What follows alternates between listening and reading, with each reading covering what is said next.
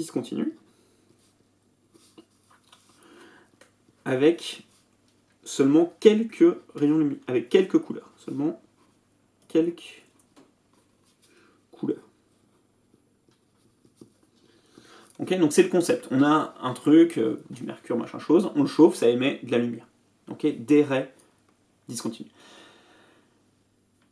L'idée, et ça c'est vraiment le truc important, c'est que ce spectre de raies est caractéristique d'un élément chimique.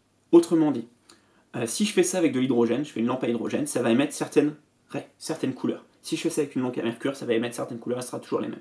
Si je fais ça avec une lampe à sodium, ça fera la même chose. Si je fais ça avec une lampe à néon, ça fera la même chose. Dans l'idée, c'est ça. L'idée, c'est que, en fait, vraiment, mon spectre de raies va être caractéristique de l'élément chimique qui correspond que je regarde. Et ça, c'est très très fort. Ça nous permet de faire plein de trucs. Ça nous permet de regarder les étoiles à l'autre bout de l'univers et de savoir de quoi elles sont composées. C'est-à-dire que je regarde une étoile, j'arrive à avoir la lumière d'une étoile qui a plusieurs milliards de kilomètres. Et ben en voyant le spectre des émissions, j'arrive à savoir, ok, il y a de l'hydrogène, autre chose, de l'hélium, des trucs comme ça, et rien d'autre. Ok, juste parce que j'arrive à voir le spectre. Et ça, c'est super fort. Ça, c'est très très fort quand on y pense, et c'est un truc très très important, les spectres lumineux, c'est vraiment hyper balèze. Donc, ce spectre est caractéristique d'un objet. Et caractéristique même d'un élément chimique. Vous venez d'entendre ma compagne éternuer. Caractéristique, et rigoler parce que j'ai parlé d'elle. Caractéristique d'un élément. Ok, donc vraiment, vous avez un spectre qui correspond à un élément. Ok, et donc chaque élément va avoir certaines longueurs d'onde. Ok, il sera composé de certaines longueurs d'onde précises. Composé de longueurs d'onde précises. Alors vous avez quelques exemples dans votre livre. Par exemple, vous avez dans le livre, vous avez le sodium.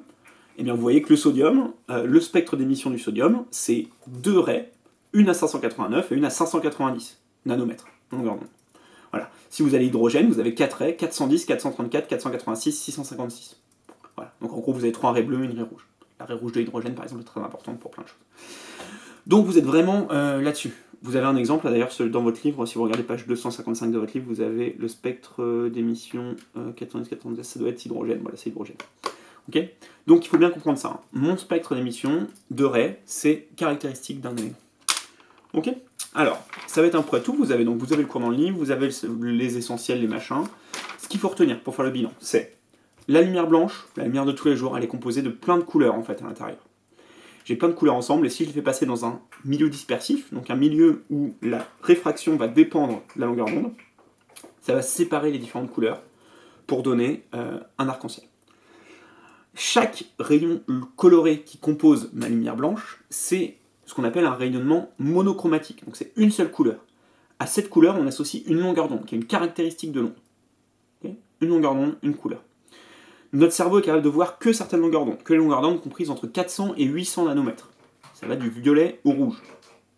400 c'est le violet, 800 c'est le rouge foncé. D'accord ? Tout ça, c'est ce qu'on voit avec nos yeux.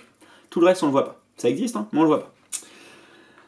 On a parlé de milieu dispersif. Ensuite, si on regarde de la lumière avec un spectroscope, c'est-à-dire qu'on sépare les différentes lumières qui composent, eh bien, peut avoir deux types de spectres. On peut avoir un spectre continu, comme celui du soleil, de la lumière blanche, où on a un joli dégradé de couleurs, plus ou moins intense, mais un joli dégradé de couleurs.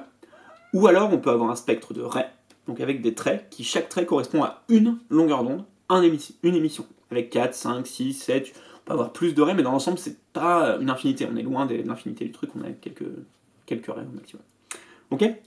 Bon, j'espère que c'est clair, je vais vous laisser bosser tout ça, je vais vous donner d'autres exercices, et surtout, posez-moi des questions. Alors, vous me faites comme vous voulez, je m'en fiche, vous m'envoyez une vidéo, vous me faites un stream, vous me les écrivez sur Discord, sur le Classroom, je m'en tape.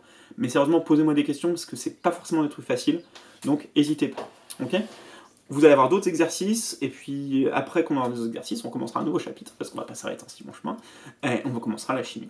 Donc voilà. Mais je compte sur vous pour les questions. Bonne journée.